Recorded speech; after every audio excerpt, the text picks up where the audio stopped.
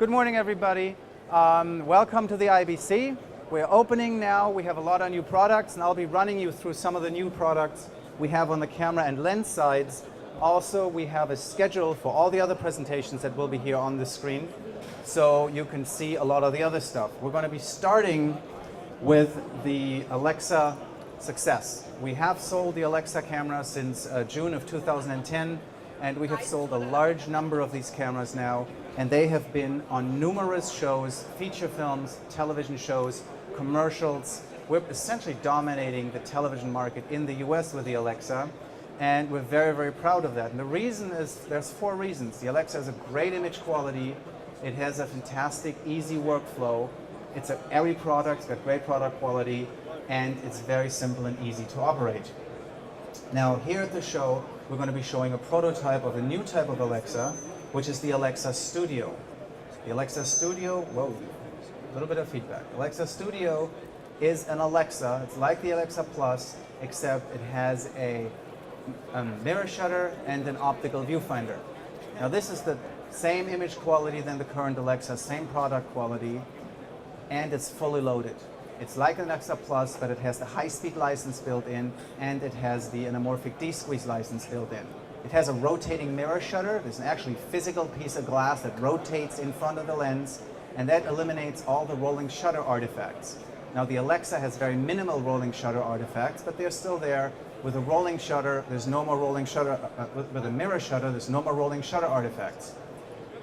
Also, the mirror shutter reflects the light from the lens up into the optical viewfinder. Now, this is something very unique. Only the Alexa Studio has an optical viewfinder, with the exception of our own D21 camera, but that's really a unique thing in the industry. Now, the optical viewfinder has 0 delay. You see the image live. Whatever happens, you see it right when it happens. The optical viewfinder doesn't use any power, so you can start setting up without having any power to the camera, which saves time on the set. It is the best way to judge focus. Our electronic viewfinder is great. The optical viewfinder is even better at judging the focus of what you shoot, which of course saves you time because you can tell if a shot was out of focus or not, and then redo it if it was out of focus. Now, you can use this on the Alexa Studio, but you can also replace it with the electronic viewfinder, and this optical viewfinder is compatible with our existing eyepieces and eyepiece accessories. And I have a little overview drawing that we won't go in detail. Just suffice it to say it's compatible with the 435 eyepieces and with the ARRI eyepiece. Now, the Alexa Studio also uses more of the sensor. This is how much of the sensor is used on the regular Alexa. The Alexa Studio uses a 4x3 portion of the sensor. So specifically for anamorphic shows, you get about 60% more image area when you use 2x anamorphic lenses. If you shoot spherical, you also gain something. You can reposition the image up and down on the sensor. Now, as I said, it's a top-of-the-line camera here. We will start shipping this camera in December.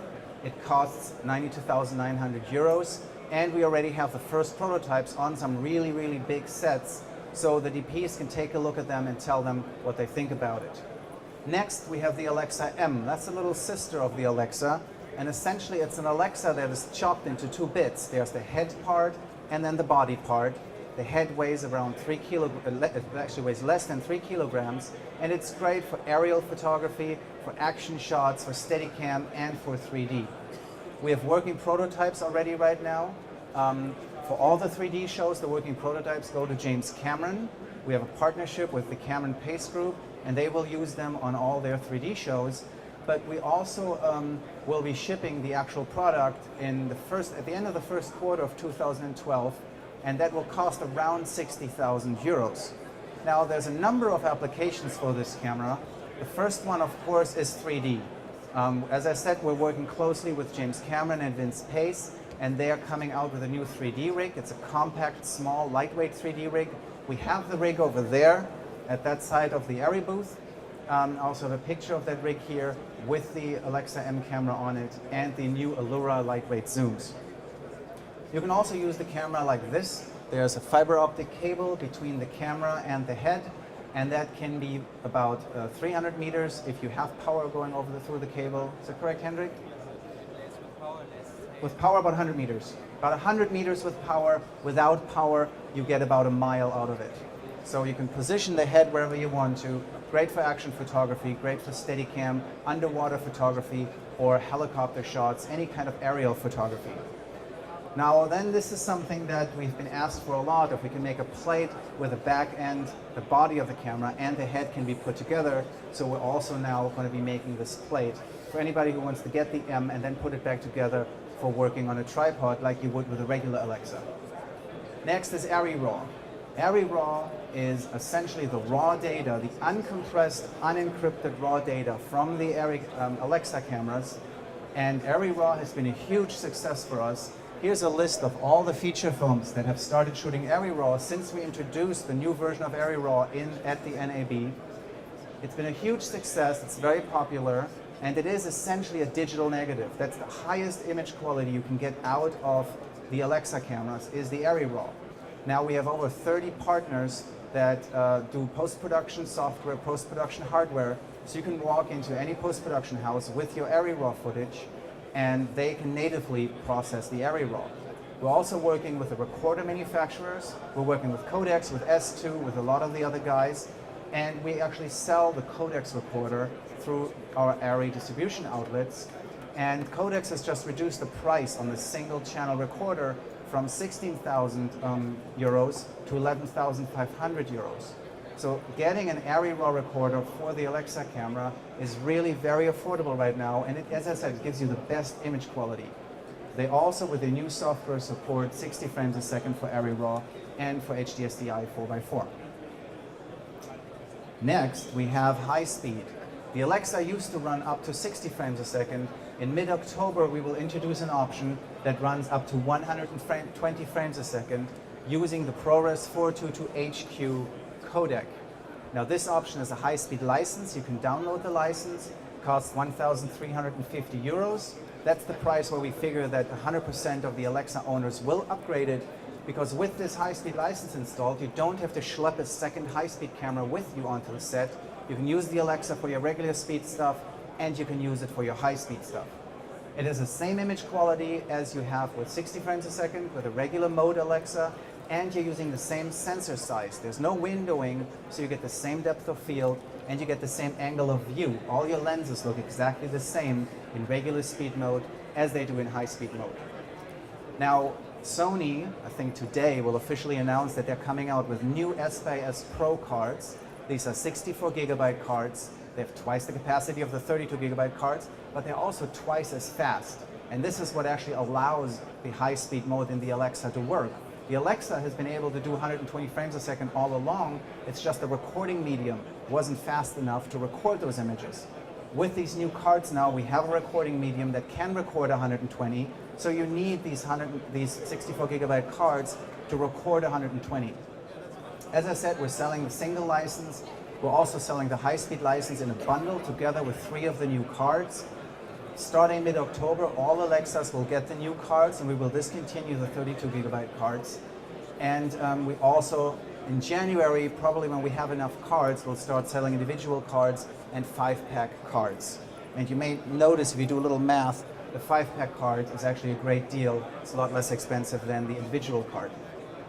This, by the way, is the historic last launch of the Space Shuttle, which was shot with prototype software of 120 frames a second. And I would invite you to come today at 1 o'clock or tomorrow at 1 o'clock to the IBC big screen, where we have our presentation, and we will show some of the footage from this launch, some other high-speed footage. And as a special guest tomorrow, James Cameron will spend 45 minutes talking about cameras, about 3D, and how he's going to use the Alexa M camera. All right, software update 5.0 will come in mid-October. It enables the high-speed license. It enables 60 frames a second for ARRI RAW, for HDSDI. We have a couple of new features. We have color bars finally, and the ever-popular 1 kilohertz tone. Can't really live without that. We support the lens data display for focus puller. We have reel and clip numbers on the monitor out, a very frequently requested feature. And we are starting a new initiative where we are starting to allow third parties to remotely control the Alexa camera. And this initiative consists of 3 parts. There is an application programming interface, and for anybody who doesn't know what that is, it's essentially a list of commands that allows you to tell the camera to do something. Start, stop, change frames per second. So that list of commands we're working on right now. And then there will be a software developer kit for anybody who wants to develop an iPhone or iPad application for the Alexa. So using the list of commands, using our sample application that comes with the software developer kit, you can write your own app that controls the Alexa, maybe sends metadata in and out. There are a lot of ideas out there, and we figure we're really good at making cameras and lenses. We're maybe not the best app makers, and there's other people who do that really well. So we're going to give them a standard interface, and then we're going to enable them to remotely control the camera or send data in and out. Next, I'll skip this guy. Next, we have the lenses. We're introducing 2 new lenses here at the show, actually 3. 2 of them are the new Fujinon lightweight zooms. There is an 15.5 to 45 millimeter T2.8, and we have a 30 to 80 millimeter T2.8. They're small and lightweight for handheld, Steadicam, 3D. In fact, we have 2 mock-ups on the Canon Pace rig over there on the other side of these lenses, because they're perfect size for 3D. And you really want to use zoom lenses on a 3D rig, because if you want to change your focal length, you can just zoom in or out a little bit instead of having to remount the lenses and recalibrate the whole rig. These lenses now have the ARRI lens data system built in, and they will automatically put the lens information into the metadata stream from the Alexa, and they're matched to all the other ARRI lenses.